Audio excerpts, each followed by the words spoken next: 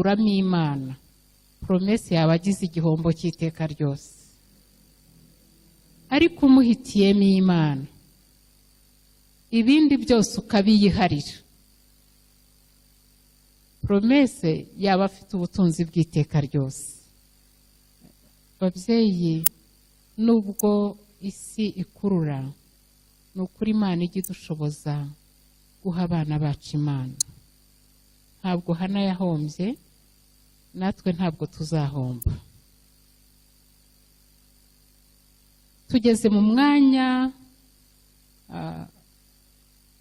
w'ikindi cyigisho gikurikiye iki ngiki, ariko kiriya gikomeye turangije, ni ukuri ndabasaba ngo ntimurebe. Hari igihe turebye uko umwana areshya, amagambo avuze arenze uko twe twayumva. Nta mugisha umubyeyi yagira usibye kugira umwana uri mu biganza by'Imana.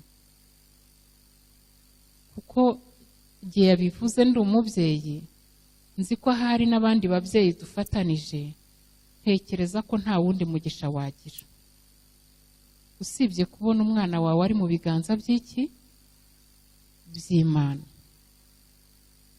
Ibindi byose wakumva, buriya tubona ibintu byinshi birahita. Uyu muririmbyi yabivuze neza, iriya ndirimbo tuyirambure twaririmbye. Ibindi byose twatekereza ni inzozi. Ninde wigeze arota? Umaze kurota kenshi nagire gutya akomeza azamura, ukavuga utumva maze kurota, ariko sinzi n'inshuro maze kurota. Ibyo warose urabifite?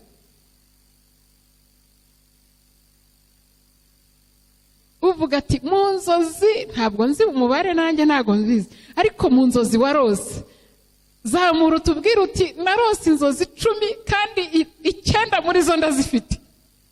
Gira gutya turebe. Iby'isi ni iki? Iby'isi ni iki? Uzi kurota ufite amababa, uri kuguruka, wabyuka ugasanga uri kugenza ibirenge. Hari uwo byabayeho? Abana kenshi bakunda kurota baguruka, akabona yasimbutse akajya nko mu giti, akongera agasimbuka akajya mu kindi, yabyuka agasanga disi aragendesha amaguru. Ntabwo nzi iby'abasore murota. Abasore muri aho, ariko ntimumbeshye, abasore mujya murota iki?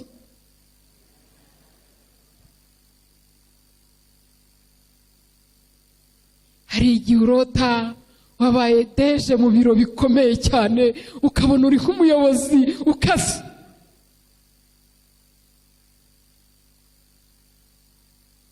Hari undi arota akabona yakoresheje ubukwe, ariko abukoreshereza muri stade Amahoro.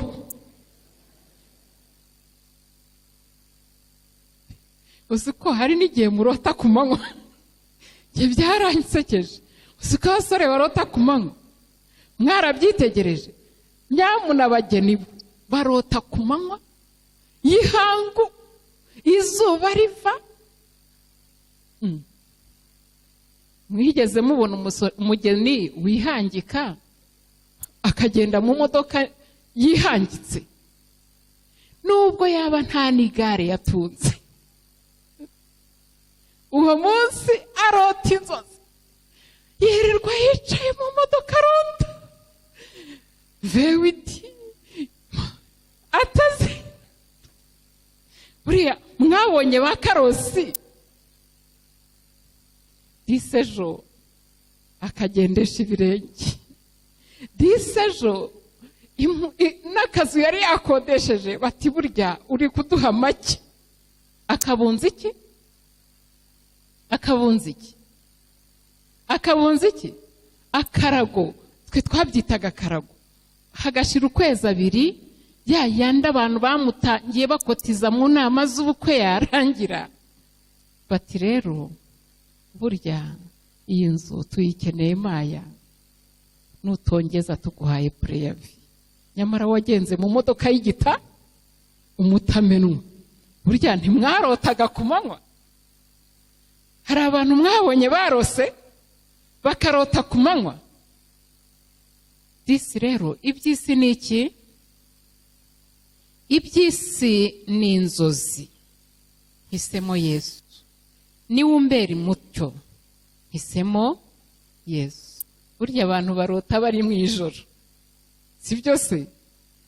Umwijima ukabura kubundikiye, wanahumirije, nta nubwo ureba, ariko ukarota we, ukubaka etaje, ukagura imodoka, ukagira umugore mwiza cyane, ukagira abana bagusumba beza cyane, ukagira waza gukanguka ugasanga burya disi wiyoroshe twadushuka tumwe twa make washoboye kwigondera, wanareba ugasanga uryamye wenyine kandi wari warose uri kumwe.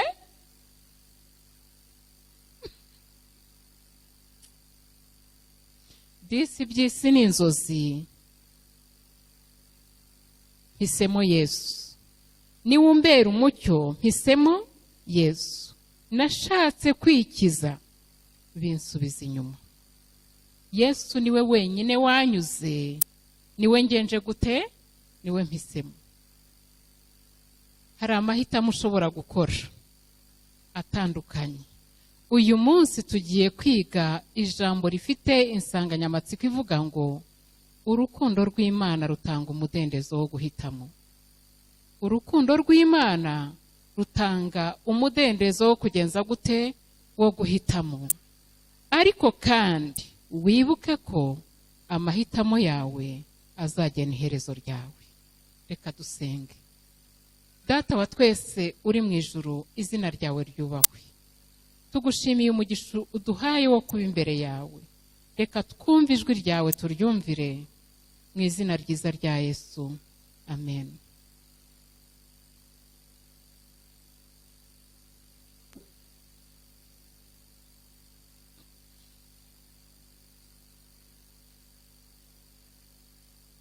Urukundo rw'Imana rutanga umudendezo wo guhitamo. Ariko kandi amahitamo yawe azagena iherezo.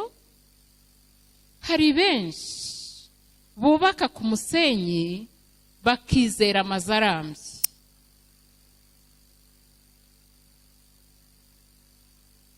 Mvuze ngo iki? Hari benshi bakizera iki? Hari abantu batwarwa n'agahararo bakizera urukundo.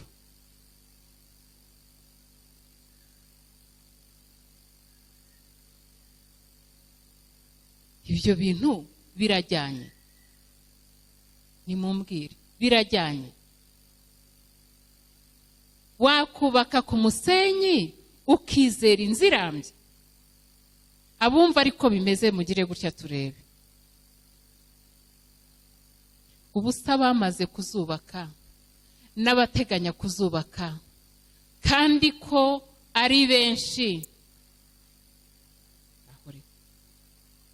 Abamaze kugenza gute? Hehe. Abateganya kugenza gute? Hehe. Ko ari bangahe? Ko ari inzirambye izavaye.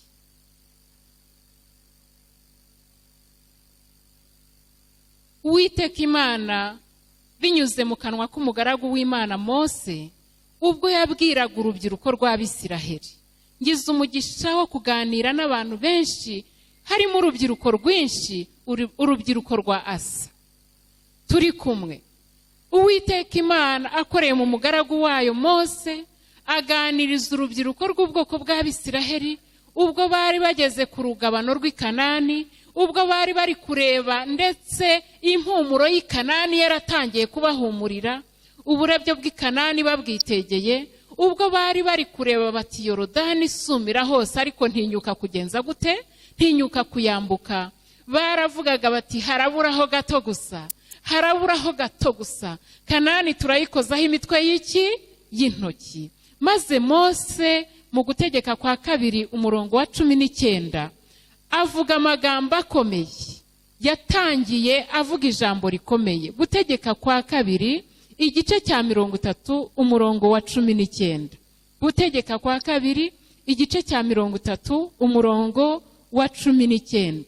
Mose umugaragu w'Imana uwari warayoboye ubwoko bwa Isiraheli akabugeza ku rugabano rw'igihugu cy'isezerano, aho yarasoreje urugendo rwe mu isi yiteguye kwimurirwa mu ijuru, atanga impanuro ziheruka, atanga umurage uheruka ku rubyiruko rw'Abisiraheli.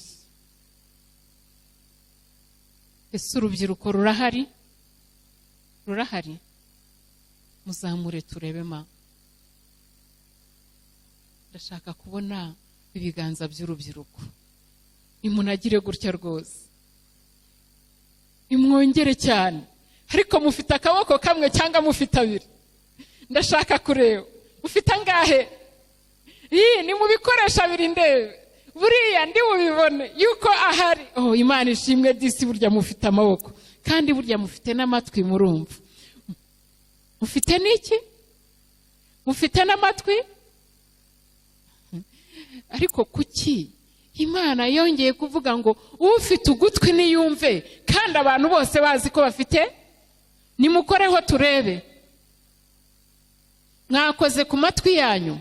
Nimukore imyitozo, ba mama bakoresha imyitozo abana. Nimukore imyitozo, mukore no ku matwi yanyu ndebe ko hari. Hanyuma ariko Yohana umuhishuzi we warebaga ibirenza amatwi tureba, aravuga ati ufite ugutwi nagenza ate? Niyumve. Nanjye rero nubwo mwakoze ku matwi, ufite ugutwi niyumve. Iby'umwuka abwira iki? Asa gahore. Iby'umwuka abwira asa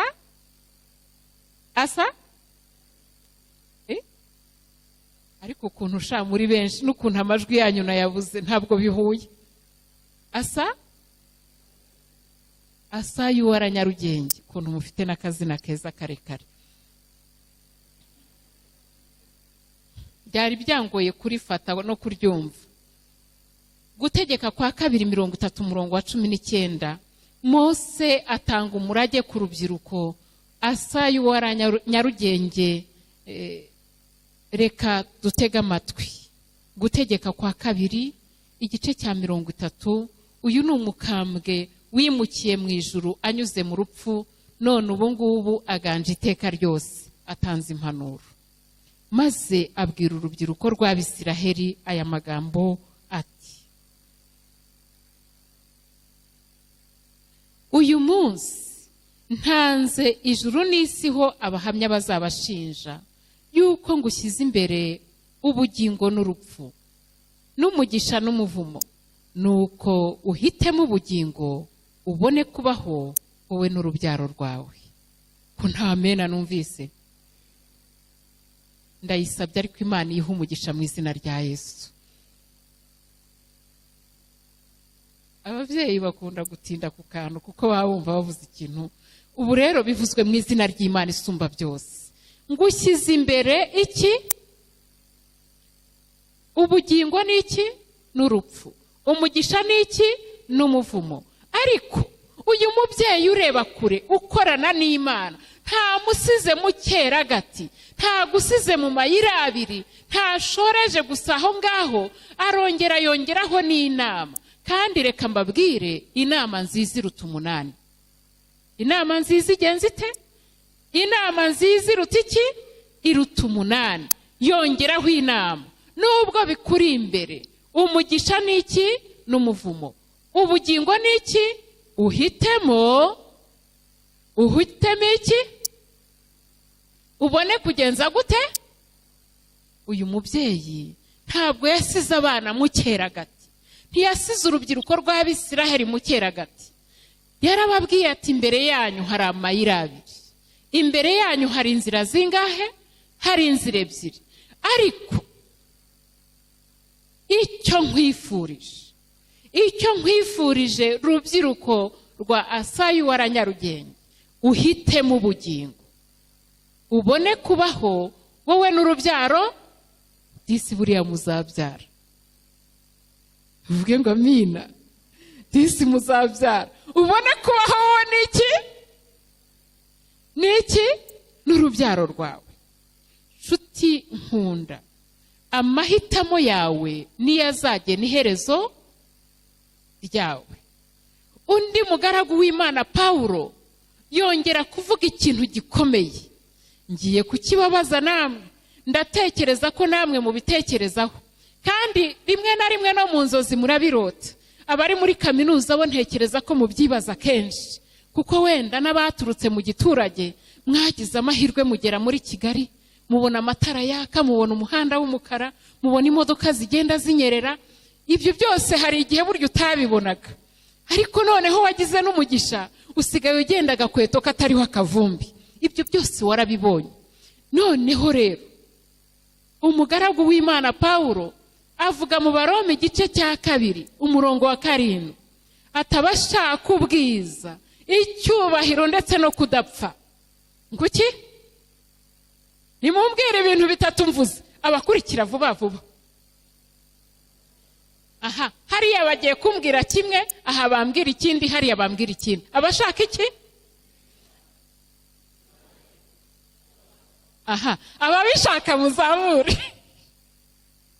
Abashaka iki? Abakobwa muraho. Abakobwa muraho n'abagore. Abagore muraho. Nimunsubize igisubizo cya mbere. Abashaka iki? Abashaka iki? Hanyuma rero abagabo n'abasore muraho. Icya kabiri, abashaka iki? Abashaka iki? Aha, twese hamwe n'abana no kugenza gute? Abarwifuza none mugire gutya turebe.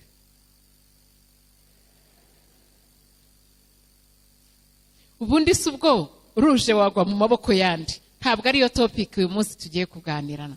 Ariko se ubundi ruje wagwa mu yandi, hari abagiye bagira amahirwe yo kugwa mu maboko meza, we wagwa mu yandi. Reka mbabwire, buriya hari ibintu byinshi abantu bakiniye. Narwo ruzaza, ariko ntabwo dushaka gupfa.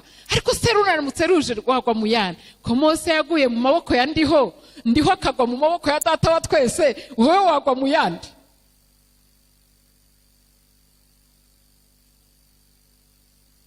Kandi burya na Aroni yaguye mu maboko ya Mose. Mwari mubizi? Yamubereye akanwa, bisoza muguye mu maboko.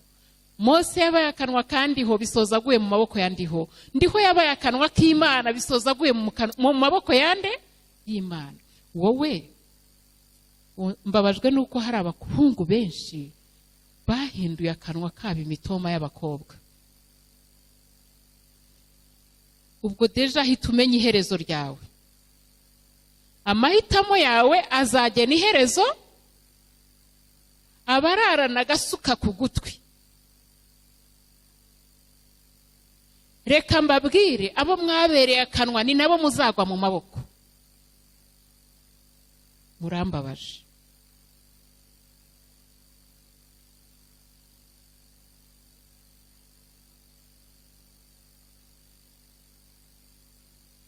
Abashaka iki?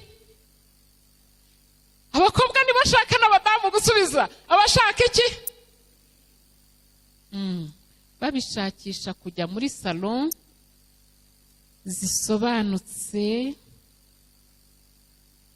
zitanga baby face. Abishakisha mu kujya gushaka twa minyone muri sauna. Siko bavuze? Abishakisha burya di muhamushaka igikundiro nka Nawomi. Nawomi yitwa gikundiro, burya nicyo bisobanuye. Abitwa Nawomi murahari se? Burya Nawomi yitwa gikundiro. Abashakisha igiku kubera salon de coiffure, muzagira iherezo nk'iryo salon de coiffure zizasoreza. None aho washakiye ni naho uzahere, ni naho uzagenza ute? Ubwo aho bizajya nawe muzagenza gute? None se wakora umushinga wo ku musenyi, inzu ikubakwa ku musenyi, aho umusenyi uzajya inzu ntiba ariho ijya? Birashoboka. Aho umusenyi uzajya inzu izasigara? Izasigara? Izajyana. Noneho abashaka ubwiza, reka mbabwire ibanga. Ntabwo uyu musaza Pawulo nawe yadusize mu cyeragati. Yaravuze ngo babishakisha gukora ibyiza badacogora. Haleluya. Babishakisha iki? Salon de coiffure. Imodoka nziza ikanga abantu y'igikoko. Si icyubahiro se? Gashenge niyo wajemo burya gutera kwicara mu ntebe nziza. Niko bavuze? Niko bavuze? Niko bavuze? Babishakisha iki? Ibyiza. Bagasorezaho badagenje gute? Badacogora. Imana izabitura ubugingo buhoraho. Haleluya. Imana izabitura iki? Ubugingo buhoraho. Amahitamo yawe azagena iherezo. Ntabwo Imana yadusize mu cyeragati. Hari amayira abiri, ariko Imana iranakubwira iti iherezo ry'iyi ni iyi ngiyi. Iherezo ry'iyi naryo ni iri. Hanyuma amahitamo, umudendezo uracyagenje ute? Uracyagenje ute?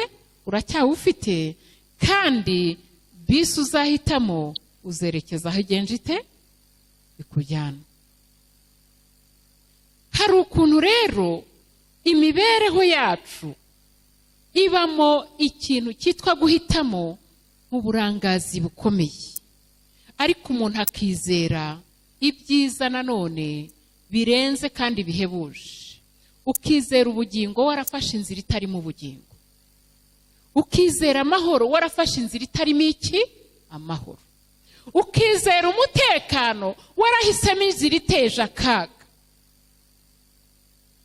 Bavandimwe nshuti zanjye, musuzume neza, hari igihe ukina n'ibintu bizagukoraho. Esawu umuhungu wa Yakobo, wa Isaka nako mukuru wa Yakobo, ntabwo yari azi neza icyo yakinishaga ubwo yagurishaga ubutware ku isahane y'ibiryo bitukura. Ubu hari abasore benshi ndazagoye. Hari abasore bamaze kugurisha imbere y'isahane.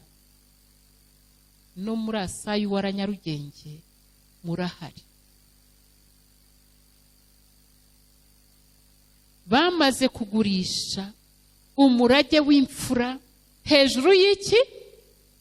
Hejuru y'iki? Y'isahane. Ariko ubu nta naho bukikera n'inkumi z'iki gihe byabaye uko. Uzi ko umukobwa umukunda akagira ngo keya no kugura brochette no kumwicaza muri bingaro.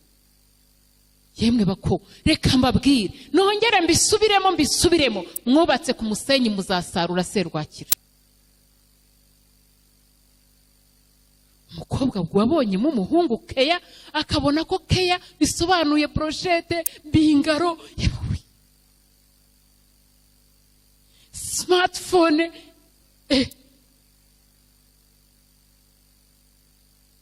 ko mwigurisha ku isoko rya make. Kandi nari nzi ko muri abagaciro kenshi bite byanyu. Uturatinze n'ubu ngubu telefone nyakuye mpfa gusa kuba ndibuze kubona,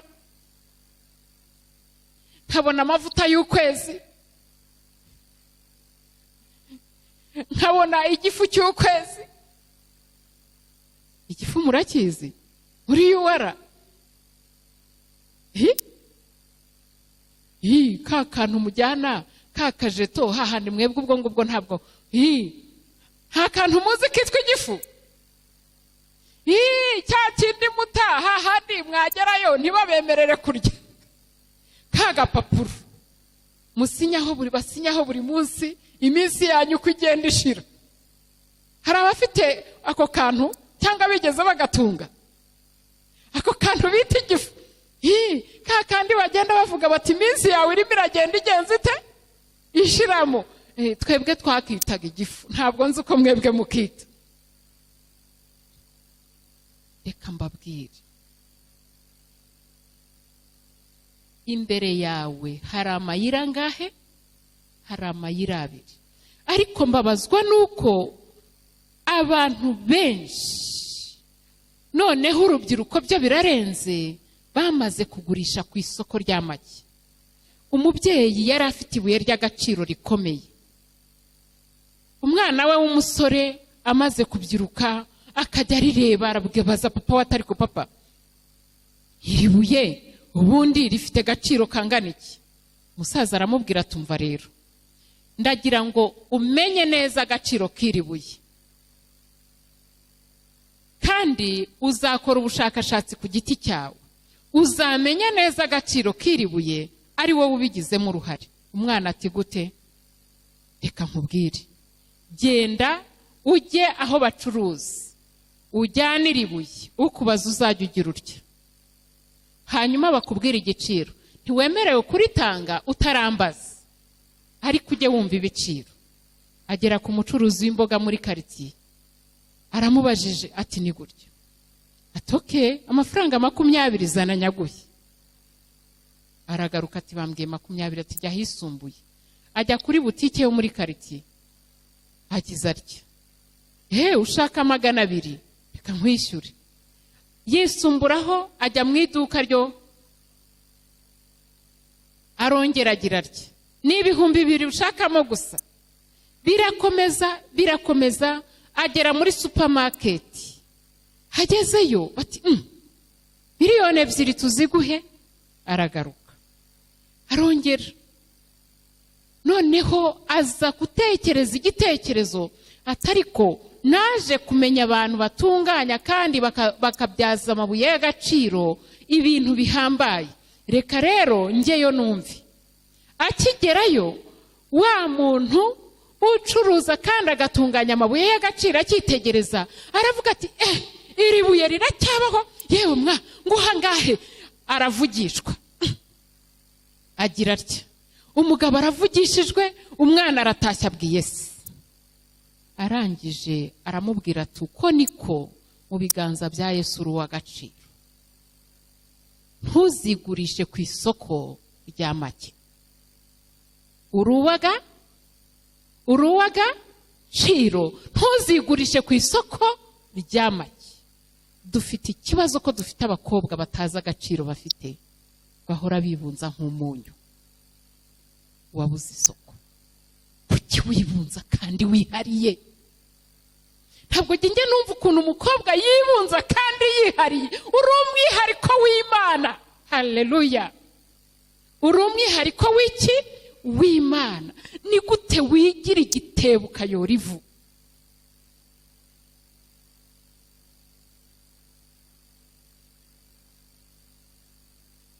Hari ibintu bidasobanutse.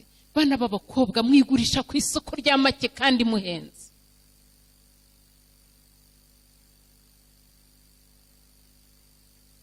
Ariko mwaraciriritse, murongera muraciririka kugeza ubwo, reka mbabwire, nta mucuruzi wa zahabu wirirwa akora publicité ku bitangazamakuru, zahabu iriranga. Ariko ubu byageze igihe abakobwa bakora publicité bazamura gake, barangije na hano baramanura gake, bazamura gake, bamanura gake, bazamura gake, bamanura gake, ku isoko rya make muri kwibunza. Ibicuruzwa byabuze isoko nibyo byibunza, nibyo byiyamamaza. Ariko ubu mfite ubwoba ko tutazongera kubona abakobwa bahenze kuko bamaze kwishyira ku isoko rya. Ubwo mugiye kumbaza mutari ko mama kwiza, ibyo bintu uri kuvuga ubifitiye ibihamya? Mbifitiye ibihamya kandi byanditswe mu byanditswe byera. Zaburi 144. Ariko mwabakobwa kuki mutaza bo muri bo kugeza ubwo mwibunza ku isoko rya make? Zaburi 144 umurongo wa 12. Burya turasobanutse, turaba agaciro. Ariko nuhitamo kwibunza ku isoko rya make, nawe uzaba igicuruzwa cy'igiseswa kidafite iki agaciro, igicuruzwa cya pirate, kandi nyamara wari uw'agaciro mu maso y'Imana. Zaburi 144 umurongo wa 12. Abakobwa muharambure mwahageze. Hari abantu basigaye batwara smartphone kurusha uko batwara Bibiliya. Ndagira ngo mbabwire ko namwe muri kwiciririkisha kandi muri kuba abantu baciriritse cyane kandi mwari musobanuze. Abazifite muzamure. Ako kuki buri munsi muhitamo ibintu biciriritse?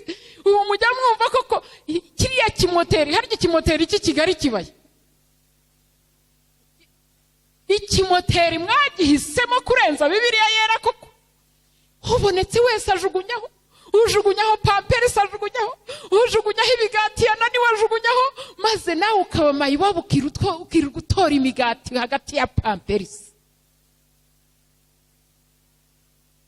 Kimoteri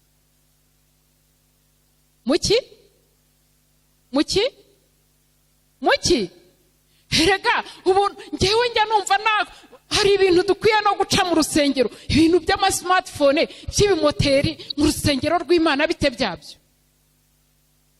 Uko yarose ajugunyaho, uri uko yarose ajugunyaho, uri uko yarose ajugunyaho, uri uko yaraye ajugunyaho, uko yabyutse ajugunyaho, ariko namwe mwarabibonye.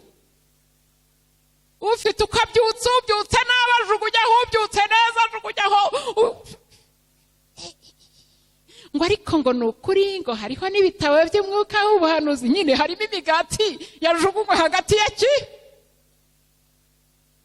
n'ibishishwa by'ibirayi na pampers z'abana na kotex z'abakobwa.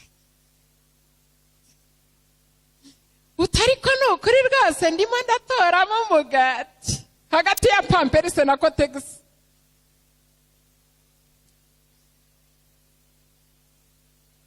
Ibintu murabyumva. Ngo harimo n'indirimbo za 350 hagati y'ibishishwa by'iki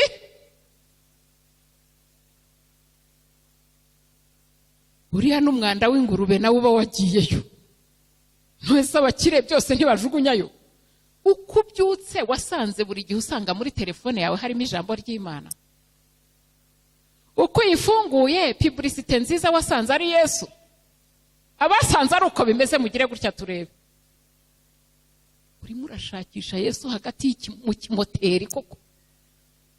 Aho hantu Yesu arahaba ntabwo mbizi, ariko ntekereza ko hagati mu kimoteri Yesu atagenza ate atabamo. Zaburi 144 umurongo wa 12. N'abakobwa bacu ni isomo ryiza cyane ndaribatuye, uri w'agaciro wikwigurisha ku isoko rya make. Umurongo wa 12. Kugira ngo abahungu bacu babe nk'ibiti byikuririza bakiri abasore, n'abakobwa bacu bamere nk'amabuye akomeza imfuruka. Haleluya.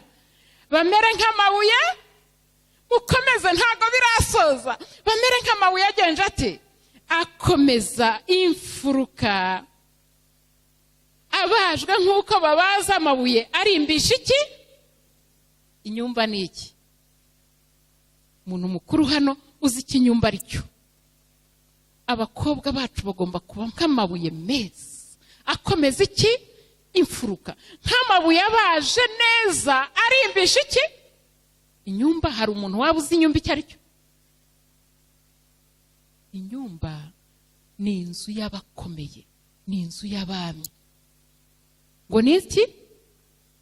Ariko ubwo urukumva agaciro ufite. Hungu umushenzi, ikigabo cy'igishenzi, nimwumva mvuze iryo jambo ndarisobanura. Ikigabo cy'igishenzi kikagutuma wigurisha ku isoko ry'amaki. Umushenzi ni igifaransa ubundi. Abanyarwanda burya bajya bagira ukuntu bita ibintu bakavuga ngo Goro Michel cyangwa se. Ubwo rero ngiye kubabwira umushenzi. Umushenzi ni ijambo ry'igifaransa ririmo amagambo abiri. Ayo magambo abiri ni homme. Homme ni iki? Homme ni iki? Ni umuntu cyangwa umugabo. Singe. Singe ni iki? Ni iki? Ni inguge cyangwa inkende. Homme singe ni umugabo ufite imiterere nk'inkende. noneho rero uwo mugabo arangwa n'iki? Inkende cyangwa se inguge ni utunyamaswa dukunda gukora utuntu, tugakora utuntu kugira ngo baturangarire, baturebe, tukikora utundi ngo abantu bagenze gute. Umushenzi rero akazana utuntu, maze umukobwa nawe akagenda arasobanutse. Naho niki? Ni umushenzi.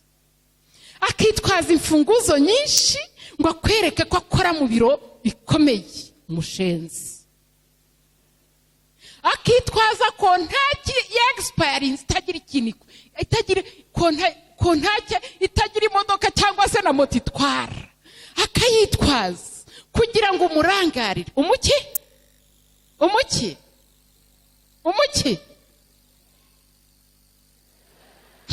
akiyitabishwa telefone, akikumvisha ukuntu avugana n'abakomeye. Allo, okay, oya, mujye mukora neza mutazahombya kampani yanjye. Ariko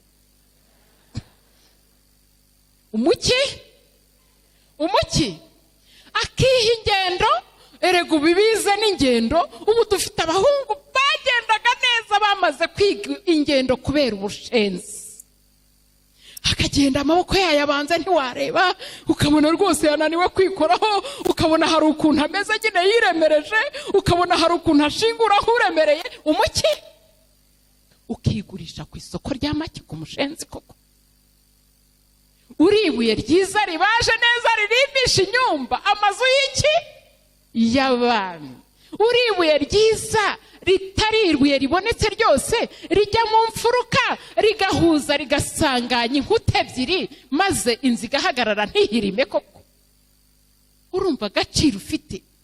Usanganya inkuta ebyiri zari buzatandukane, ukaba uziteranyije by'iteka ryose, ukigurisha ku isoko.